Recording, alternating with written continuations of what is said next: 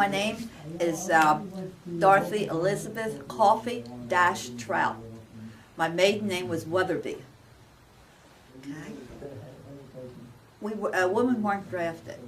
I enlisted. I was in high school. I was in Civil Air Patrol. It's an Air Force auxiliary, and you learn everything about the Air Force. And we went to different bases. I was in some planes, flying in the planes. So naturally, when I graduated, I wanted to go in the Air Force. And I graduated. I was only 17 when I graduated. I had to wait until September when I was 18 to enlist. And my parents had a sign for me. Not for the guys, but all the women had it. There was a lot of discrimination. I served. Okay. When I went up to in Camden, the post office, they swore us in. And then we had to go over the 30th Street Station in Philadelphia. They put us on a train to San Antonio, Texas, Lackland Air Force Base. And we got there. We had 6 weeks basic training, and 1 week red line where we had to wait for our flight jackets to come in. When we graduated, they came in and they wanted to know if anybody wanted to stay at Lackland and be cooks. Well, I wasn't that stupid. Some of the girls did volunteer for that. I wanted to get out and see the world. And right across from our barracks were the old World War II wooden barracks. They were down off the hill. The men were up on the hill. They kept us separated. Across from our barracks was the Brooke Air Force Base, which was the Army hospital wounded were constantly being flown in there from the Korean War for the hospital there. So they put us on the plane and flew us to Seward Air Force Base in Tennessee. It's a little tiny base about 20 miles outside Nashville. We got us off the plane. It was the day before Thanksgiving. Stupid me, I thought, oh, Tennessee. Oh, it's going to be, south. Not cold weather. Well, they flew us in the day before Thanksgiving. And they had these 2 old World War II barracks they put us in. And they had issued us old Army uniforms. Our blues for the Air Force were not ready yet. So we had the old, ugly, old Army uniforms. And they took us to the mess hall to march us there for chow. Well, when the men saw us, we were the first women on the base. The base had been closed after World War II and had been opened for the Korean War. They went crazy. So then, we marched back to the barracks. Well, we got up the next morning, guess what? Tennessee is not warm in the winter. We had a blizzard. I think it's the worst one they probably ever had. Water pipes froze up in the barracks. They had everything going on. And it was really something. So there we are. There's 50 women. Now, what they were doing, men were enlisting, and everybody was coming in for Korea. They didn't know what to do with everybody. They had to get them trained, to figure out what kind of, where they could work at. And the one of the girls in the barracks, she had been called down to I&E, which for educating one, where they could, if service people want to go to college, they figure out. She was called down there to work in the office, and the office was in the service club. And while she was down there, the service club director, she said, do you know any of the women that can do artwork? I said, yeah, my friend can. So she came back to the barracks and got me, and I went down, and they put me in the service club to work. It's a little tiny base, and the service club is real small. It was Airman Service Club. It wasn't NCO. There was no alcohol or anything like that, no charges. I kept coffee and donuts and cookies. We opened, I opened about 10 o'clock in the morning and kept open until about 11 o'clock. And they all could come in, and we had ping pong tournaments and pool tournaments, quizzes. I had all kinds of games. I kept the records. I played records. The old records, I kept them playing constantly. And I had art. My art room was upstairs, where the service club used to be the old base theater in World War II. So it still had the room upstairs where that was my art room. They had built a base theater next to us, and it was what I loved. I loved to do artwork. I loved to talk, and I enjoyed it. I used to arrange for girls to come in from Nashville for the dances on Friday night, big dances.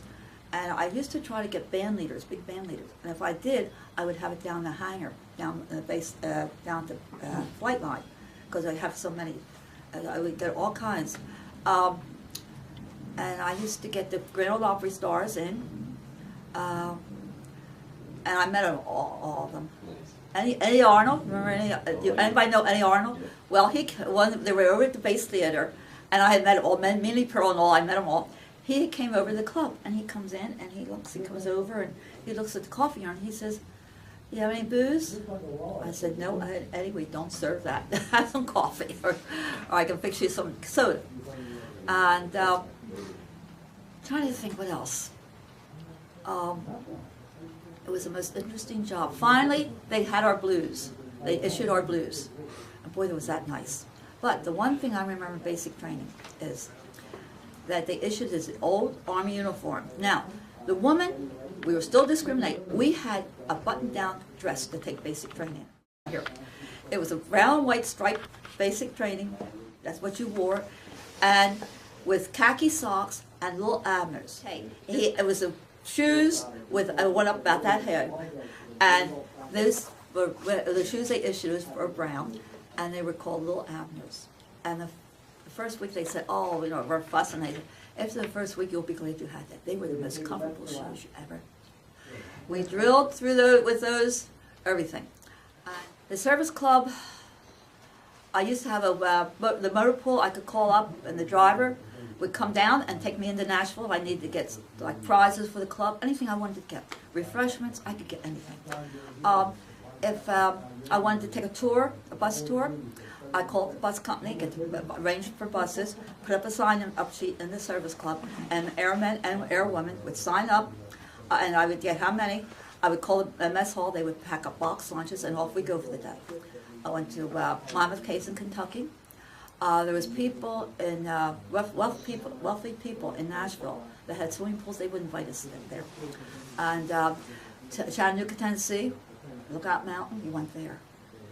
I have at least 2 busloads of people. One interesting thing I have, our barracks were the old Army barracks, 2-story. At the end of the second floor was a room. Okay, because I worked all hours, weird hours. They put me in there, and we had one woman was a medic. She worked at the hospital, so she was in there because she worked odd hours. And the other girl worked at the flight line at base ops. So they had her in there because she worked weird hours. Well, we had standby inspection, Saturday mornings. I used to try to con out and said I had to work, but this got stuck. And you had to have your locker open and everything, all your clothes rolled and everything just so. We had a door to our room. So we're standing at attention, we look sharp. And I think it was Colonel Carlton. He's doing the inspection. He's in. He takes his finger across the edge of the door and puts some dust on it. He shows it to me. He did it 3 times. Guess what? That Saturday afternoon, we all had to do a GI party. You know what a GI party is? Cleaning. We had to clean the whole barracks again. Of course, of me. I wanted to be a control tower operator when I went in, but that's, you know, you didn't always get what you wanted. They figured out what you wanted. There was control tower operators, there was base ops, down at the base ops where they kept track of all the planes coming in. When a plane goes out, you have to have a flight record where you can know where it is so planes don't run into each other. There's parachute riggers, medics, motor pool. Base theater was ran by a guy. The chapel had a woman assistant, and your food service, we had some women there. A lot of the offices needed clerk typists, which I didn't want to do that. And I'm trying to think what else. There was a lot, and the supply, and so there was a lot of places for men and women to be in. So not everybody could be in Korea, because people think, oh, you were in Korea fighting. No. You have to train these. Someone don't come to the service and say, okay, you're going to in the battle. They have to be trained. And finance, you know, where does the paychecks come from? There's a finance building, and a lot of women worked in finance. And the one thing we did if a guy, you're always trying to date us girls, you know, all these guys on the base. And if we met a guy and he wanted to ask us out on a date, we would go to someone who worked in finance. And they would check his records to see if he was married. Quite a few of them were married. So that was it with them. The one night time, I had a knife pulled on me. Okay, it's a service club. I closed usually at 10 o'clock during the week, except from the dance on the weekend. And the fire marshal had to come out. I had to get all the trash out of the service club and empty. And the fire marshal I would call him, the fire marshal would come out and inspect the service club. Well, he came in, and it was after 10, and the fire marshal's there, and he had to sign this sheet. And two guys were playing pool. And I said, I'm sorry, we're closed. The one guy pulled a penknife on me. And the fire marshal walked over and talked to him, and we left him. Otherwise, he got in a lot of trouble. Sure. You know, we didn't want to do that. The other time it happened to me, they would send, the APs, send men down to clean my club for me. Prisoners that were not in for something real serious.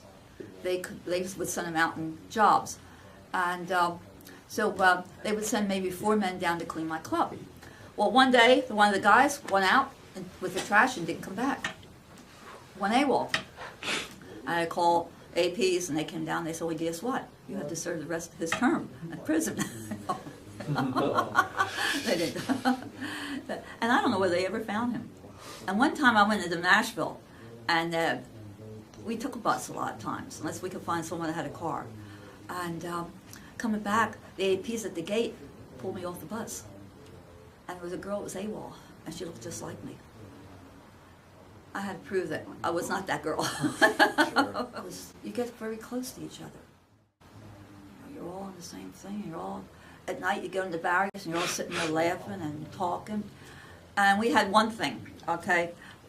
Like your lights out, 10 o'clock, okay? And you're, you know, lights are out. And someone would come in the barracks late and they turn the light on, yell, peek off. And something happened in basic training. On the weekend, Saturday night, we get on the bus, they had a bus, shuttle bus, and go up on the hill where the men were. And they had a service clubs up there, big ones, where you could go to the dances and, you know, walk around, eat and everything.